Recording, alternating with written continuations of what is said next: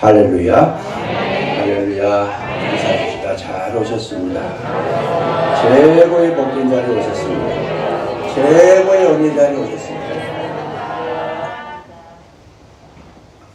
오늘 우리 주님 말씀 가운데 은혜로 함께 하실 줄로 굳게 믿으시기 바랍니다. 피닉스라고 하는 새가 있습니다. 이 새는 끊임없이 날아다닙니다. 이유가 뭐냐 하면 날개짓을 멈추게 되면 땅에 떨어져 불타버리기 때문에, 그래서 밤이나 낮이나 쉬지 않고 하늘을 날아다닙니다. 그러던 어느 날 도저히 견딜 수가 없어서 육지에 발을 내려놓는 그런 상황이 일어나게 됐습니다. 발을 내려놓자마자 형체가 없어져 버리는 것이 불타버렸다. 놀랍게도 불타버리고 형체가 없어졌는데 새로운 모습으로 변화를 받아가지고 탄생해서 하늘로 높이 올라가 버리는 그런 신화적인 새가 피닉스입니다. 지쳐서 견딜 수 없어서 이제 도저히 버틸 수가 없어서 내려왔던 그 순간, 변화시키는 그 시점이 바로 우리 주님께서 마련해 준 장소였고, 오늘 저와 여러분에게도 이 세상의 모든 삶 속에서 지치고 견딜 수가 없는 그 시간, 그 시간 속에서 주님은 언제나 우리에게 속히 발을 내딛어서 내려오라고 하는 그 장소를 지정해 놓으셨습니다. 견딜 수 없어서 내려오는 그 순간 우린 새로운 모습으로 변화를 받고 새롭게 탄생되는 놀라운 은혜와 축복을 경험할 수 있게 되는 것을 우리가 알 수가 있습니다.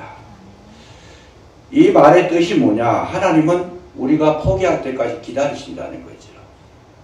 우리가 지칠 때까지, 도저히 견딜 수 없을 그 순간까지, 정말 모든 것은 내 힘으로 할 수 없다라고 포기하는 그 순간 우리는 내려올 수밖에 없는 거죠.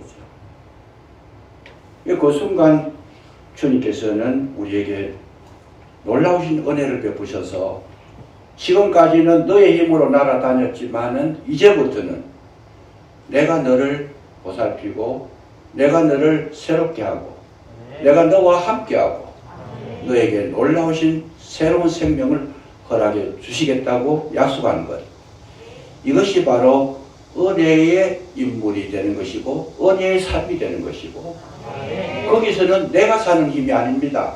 주님의 힘으로 살아가는, 주님의 지혜로 살아가는 그 역사가 바로 가장 큰 축복인 줄로 믿으시기 바랍니다. 그래서 이걸 느꼈을 때 비로소 우리가 참 신앙인이 되는 거예요.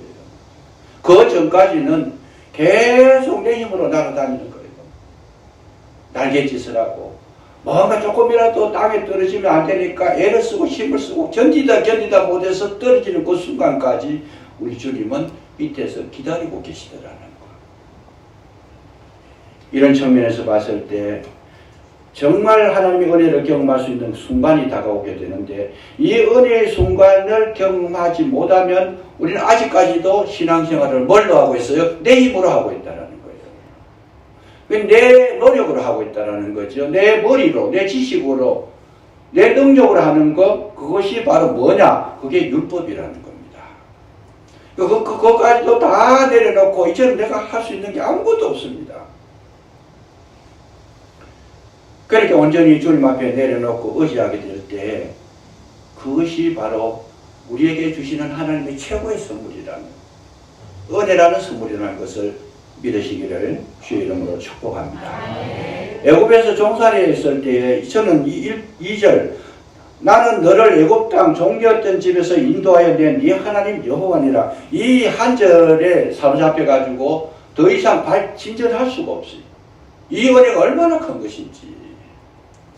정말 종살이 할 때 그 비참함, 매일 노동을 해야 되고 매일 두드려 맞아야 되고 매일 그냥 고달픈 그런 어떤 노역 속에서 살아가지만은 그것도 모자라서 자녀를 낳으면 자녀 낳는 그 순간 산모가 와가지고 그 아이들을 다 나일강에 던져버리는, 인간으로서는 살아갈 수 없는 그런 상황 속에서 우리 하나님께서 나타나셔가지고 그 지쳤던 이스라엘 백성을 그 종되었던 지역에서 끄집어내서 새로운 땅으로 인도해 주셨다고 하는 이 은혜를 우리가 발견하게 되면 감격이 있는 거죠. 내 삶이 얼마나 힘들었던가, 얼마나 고달팠던가, 얼마나 어려웠던가, 얼마나 우리 살아가는 것이 지쳤던가.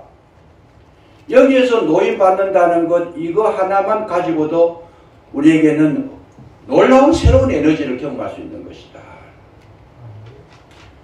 종살이 할 때의 비참한 거기서 나를 건져주신 하나님의 은혜를 깨닫는다면 이 하나님의 은혜 하나, 그거 하나만 가지고도 우리는 얼마든지 세상을 살아갈 수 있다는 것을 반증해 주는 내용이 오늘 본문의 내용이었던 거죠.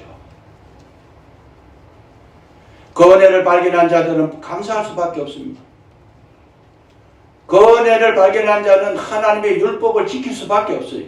그 은혜에 감동이 된 자는 자기의 모든 생각이 아니고 주님의 뜻대로 살아갈 수밖에 없는 겁니다. 우리 신앙의 모든 힘이 어디서 나오느냐? 오직 주님을 의지하는 그 믿음, 그 베풀어 주신 은혜 속에서만 가능하다라고 하는 사실을. 그래서 율법과 은혜라는 제목을 정했습니다. 그 율법은 은혜 속에서만 제 기능을 발휘할 수 있다는 뜻입니다. 우리가 살아가다 보면 믿음을 가져야 될 필요가 있습니다. 어떤 믿음? 이 본문을 통해서 하나님께서 우리에게 알게 하시고자 하는 그 특징이 뭐냐? 너희들은 나를 믿어라. 내가 너희들에게 약속했던 그 시간이 어김없이 내가 찾아와서 너희를 건져주겠다. 종되었던 애국 땅에서 끄집어내서 새로운 신세계로 너희들을 인도하여 줄 거다. 약속을 하셨다는 거예요. 그 약속을 믿는 자에게 이런 은혜를 경험할 수 있다는 것을 성경은 우리에게 가르쳐 주십니다. 더 쉽게 말씀드리면 뭡니까? 애굽의 종으로 보내셨던 하나님이시라면 하나님은 어떤 분이시냐? 애굽에서 나오게 하시는 분도 하나님이신 줄로 믿으시기 바랍니다. 내가 어떤 내게 아주 그냥 견딜 수 없는 힘든 어려운 문제를 던져주셨자면 그 문제를 해석하는 분도 하나님 아버지시라는 거예요. 내게 질병을 주셨으면 그 질병을 주신 하나님께서 그 질병을 치료하시는 분도 하나님이시라는 것을 믿으시기 바랍니다. 그래서 우리 절대 믿음이 필요한 거예요. 시작을 하나님께서 하셨으면 해결도 주님이 하시는 것이다. 그 중간에서 우리가 시험에 드는 경우가 있습니다. 왜? 마귀가 나타나서 하는 이야기는 하나님께서 내가 이렇게 했는데도 도와주지 않는다. 이 극심한 어려움에서 노임받을 길이 없다. 너 아무리 노력해봐야 하나님은 너와 상관없다. 너는 하나님을 따르지만 하나님을 따르지 말고 나를 따르라. 내 말을 들으라. 포기해라. 이렇게 중간중간에 와가지고 사단이 우리를 낙심시키는 그런 역할을 하는 것이 사단의 역사라는 거죠. 이걸 이기기 위해서는 우리는 뭘 해야 되느냐? 절대 믿음이 필요하다는 거예요. 하나님은 이 땅에 우리를 보내셨을 뿐만 아니고 우리를 데려가시는 분도 하나님이시고 하나님은 알파가 되시기도 하지만 오메가도 되시는 분이시고 하나님은 시작도 하시지만 마무리도 하나님이 지으시고 하나님은 처음이시기다 마지막이시다. 이 완전한 이런 믿음 안에 들어갔을 때 이 사단의 모든 유혹을 견뎌낼 수 있는 거다. 그 말씀이죠. 우리가 주님을 믿고 주님 앞에 열심히 일을 하고 주님의 뜻대로 살고 기도도 하고 봉사도 했는데 내게 다가오는 것이 너무 내가 기대하는 것 그 정도에 미치지를 못했을 때 우리 낙심할 수밖에 없어요. 그래 신앙이 약화되는 거잖아요. 나 기도해도 안 되더라. 나 열심히 봉사해도 안 되더라. 내가 11조를 열심히 했는데도 나는 돈벌이도 안 되더라. 절대 믿음을 가지지 않고는 그걸 이겨낼 수가 없는 거예요.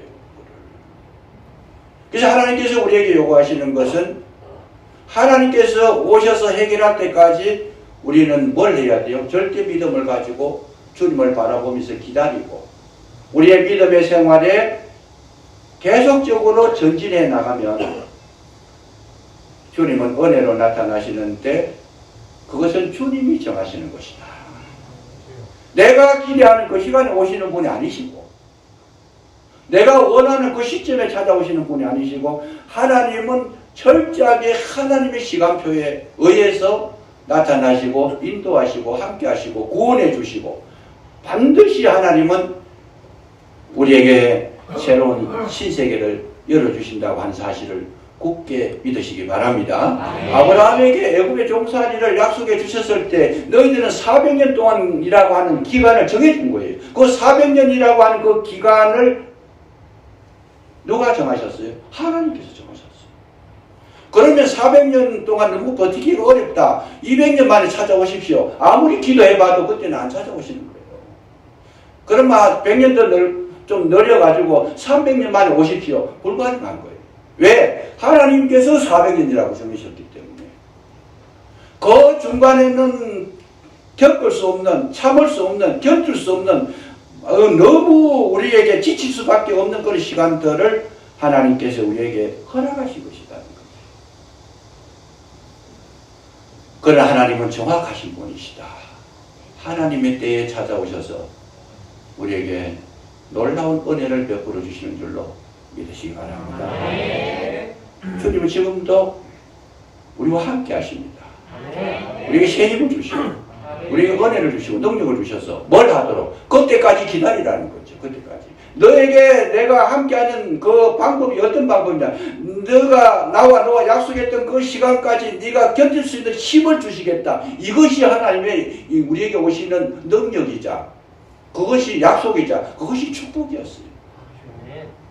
기도했는데 바로 응답, 이게 아니고 그 시간까지 너희가 견딜 수 있도록 내가 너를 도와주겠다. 내가 너와 함께 하겠다. 내 힘을 실어주겠다. 그렇게 하는 것이 하나님의 은혜였다라는 거예요. 그래서 우리가 생각하는 것하고는 조금 차이가 있죠. 우리는 내가 필요할 때 나타나셔야 되지 하나님께서 왜 하나님께서 그렇게 하시느냐? 우리를 연단시켜야 될 필요가 있기 때문에 그런 거예요. 우리가 밥그릇에 밥을 담아도 그 밥그릇이 만들어져야 되고, 밥그릇을 또 깨끗하게 이렇게 청소를 씻어야 되고, 이 설거지를 해서 정말 밥을 담을 수 있는 그릇이 되기까지는 많은 시간이 걸려요, 그냥. 근데 이런 거 다 생략해버리고 바로 그냥 흙을 모아가지고 그릇을 만들지도 않고 그런 모양으로 대충 이렇게 꾸며가지고 밥을 담으면 그걸 먹을 수가 없다는 것이죠. 그래서 하나님의 생각하고 우리 생각하고 다르다는 거예요. 하나님의 가시는 우리에게 원하시는 것 뜻하고 우리가 생각하는 것하고는 내 생각과 너희 생각이 다르고 내 길과 너희 길이 다르다.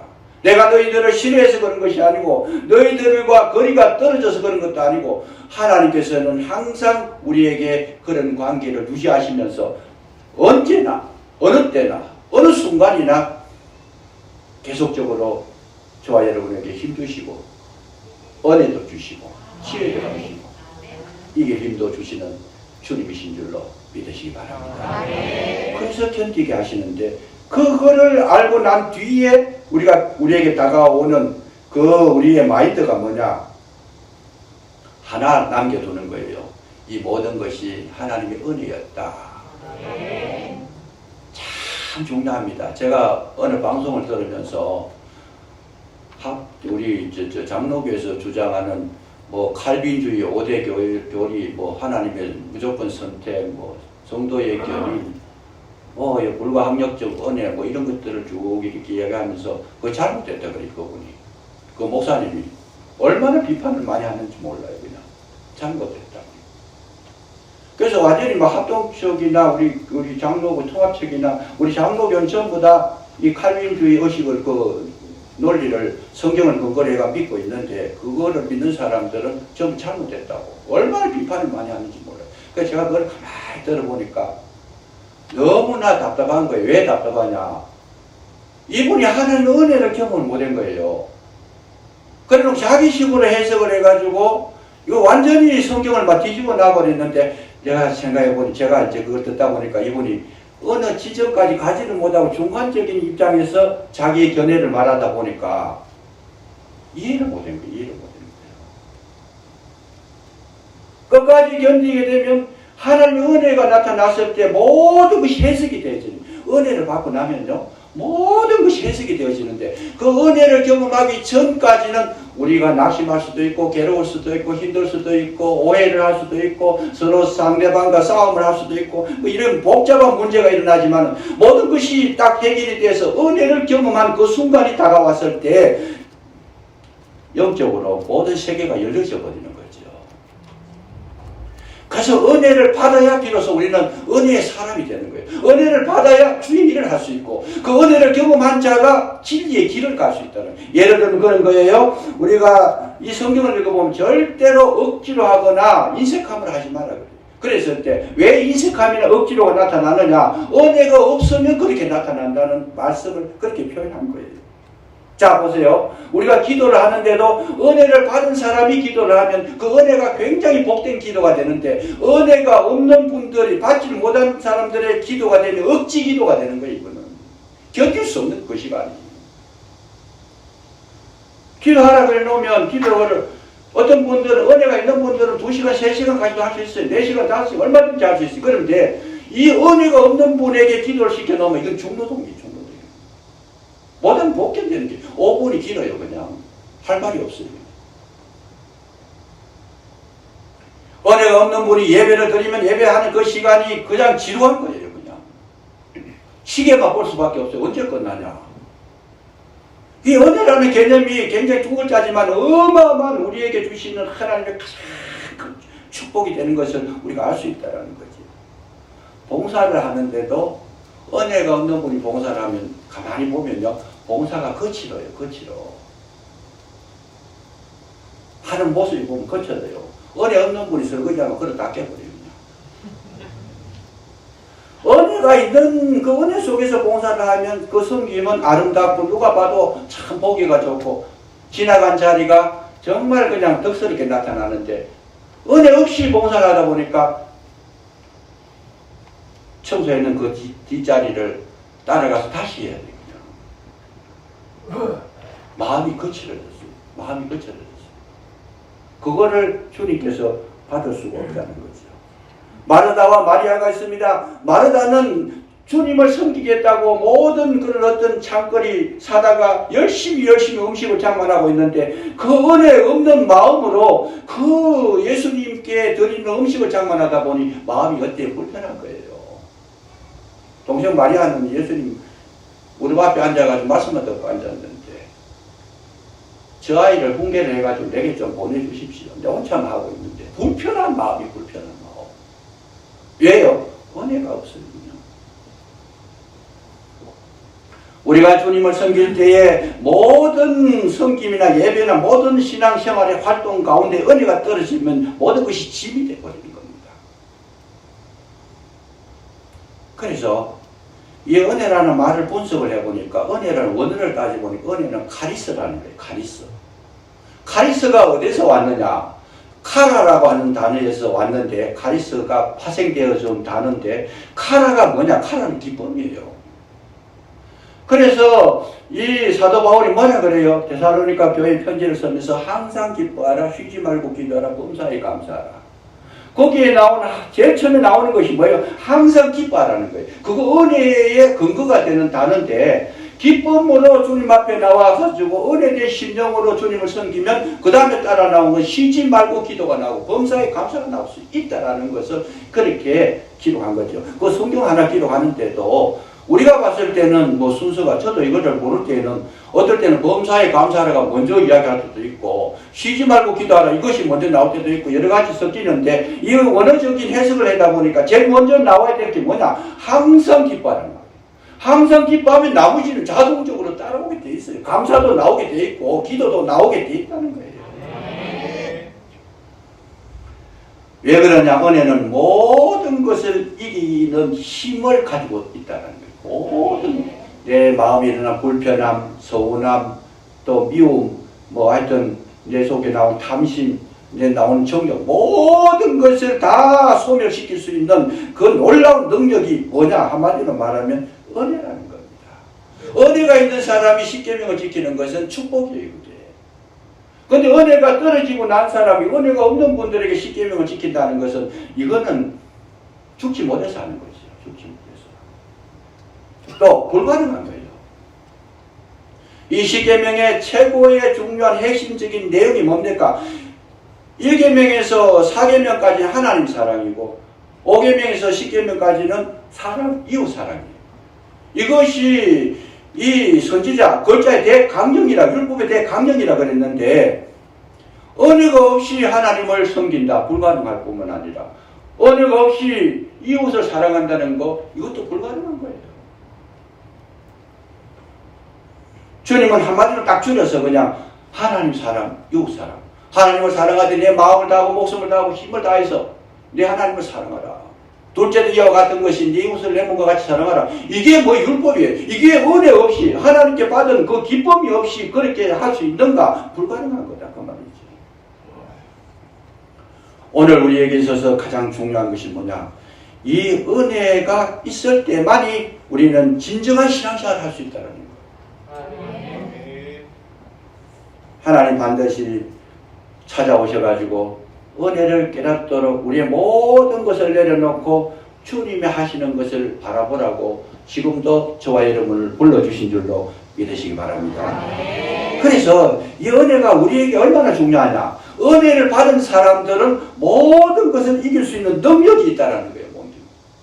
처녀 성모 마리아, 예수님의 어머니 마리아가 그 처녀의 몸으로 아이를 가졌는데 이 아이를 가지게 되면 그 당시에는 많은 사람들에게 돌에 맞아 죽어요. 그냥 얼마나 그리고 놀림감이 되고 조롱거리가 되고 이거는 파혼이 돼버리고 완전히 이거는 그냥 사람 취급을 못 받아요. 근데 마리아는 처녀인데 아이가 잉태가 됐어요. 이거를 견뎌낼 수 있는 힘이 뭐냐? 마리아는 하나님께 은혜를 입었더라. 이 한 말씀으로 다 해석이 되어버린 거예요. 은혜를 입으니까 그 많은 어려움과 고통과 아픔과 수치를 이겨낼 수 있었더라. 그걸 그렇게 설명한 겁니다. 마리아는 은혜를 입었더라. 노아가 살았던 시대 얼마나 그렇게 모든 사람이 다 폐괴했다. 악하고 폐괴하고 엄난하고 사람들이 하나도 옳은 사람이 없는 그 가운데 노아는 하나님의 말씀에 순종하고 하나님 말씀에 따라서 방주를 짓고 하나님 앞에 예배를 드리고 경건한 생활을 했더라. 왜 그랬느냐? 한마디로 딱 줄여서 뭐라 그래요? 노아는 하나님께 은혜를 입었더라. 그거 한마디밖에 없어요. 그냥 은혜를 받으시기를 주의 이름으로 축복합니다. 아멘. 바울이 그 많은 힘든 어려움 속에 자기가 복음을 전가하는데 너무나 많은 어려움이 있고 심지어는 자기 종족들한테 배반을 당하고 40여 명이 결단을 해가지고 단결을 해가지고 바울을 죽이려고 시시탐탐 때만 노리고 있고 그야말로 바울의 이야기는 자기는 산의 위험, 강의 위험, 도적의 위험, 동족의 위험 그리고 많은 매를 맞았는데 정말 40에 하나 감한 매를 5배나 맞았고 5번이나 맞았고 얼마나 많은 괴로움을 겪었느냐. 그런데 바울이 그렇게 이길 수 있는 힘을 어디서 이야기하나? 나의 나된 것은 하나님의 은혜로라. 그 한마디로 해결이 다 돼버린 거예요. 해석이 다 돼버린 거예요. 이 성경을 읽어보면 바로 그 문제입니다. 종에서 노임받았던 그 은혜를 아는 자, 그거를 경험한 자는 무엇이든지 이겨낼 수 있다는 거예요. 욥이 그 아픔의 시간을 이겨낼 수 있었던 비결을 욥의 입술로 고백을 합니다. 뭐라고요? 욥기 10장 12절에 보면 생명과 은혜를 내게 주셨도다. 그 은혜 때문에 욥이 이겨낸 거예요. 그 은혜 때문에. 서대반은 권능이 충만해서 정말 그냥 많은 사람들에게 돌팔매질을 당해가지고 생명이 끊어지는 그 순간에 서대반은 뭐라 그래요? 서대반이 은혜와 권능이 충만했더라.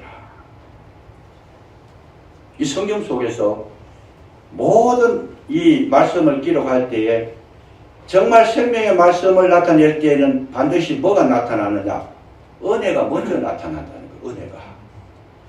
은혜와 평강, 은혜와 진리, 은혜와 긍휼, 은혜와 영화, 은혜와 권능, 은혜와 자비 계속적으로 은혜와 사도의 직분, 이 은혜란 너에게 은혜와 평강이 있을지어다. 은혜가 가장 먼저 나오고 있어요. 그래서 이 은혜가 있으면 모든 것을 감당할 수 있는 힘을 얻을 수 있다는 것. 그걸 성경은 우리에게 나타내 주시고 있다는 거죠. 우리가 예수님을 믿고 정말 지옥 갈 백성이 정말 죽었던, 생명이 끊어졌던, 허물과 죄로 죽었던 우리가 생명을 얻어 하나님의 나라로 갔다고 하는, 하나님께서 불러주신 영원한 생명을 얻었다고 하는 이 은혜를 우리가 기억하고 있는 한 우리에게는 불평할 게 없다고 말이죠. 낙심할 것도 없다고 해요. 정말 괴로워할 이유가 없는 거예요. 그 은혜 속에서 무엇을 하든지 우리는 모든 일에 앞장서서 감당할 수 있는 실력자가 될 수 있다는 것을 성경은 우리에게 매우 강조하고 있는 것이죠. 내가 왜 열심히 없느냐? 열심히 없는 것이 아니고 은혜가 없는 거예요. 왜 내가 찬송을 힘차게 부를 수 없느냐? 힘차게 부를 힘이 안 나오는 은혜가 없으니까.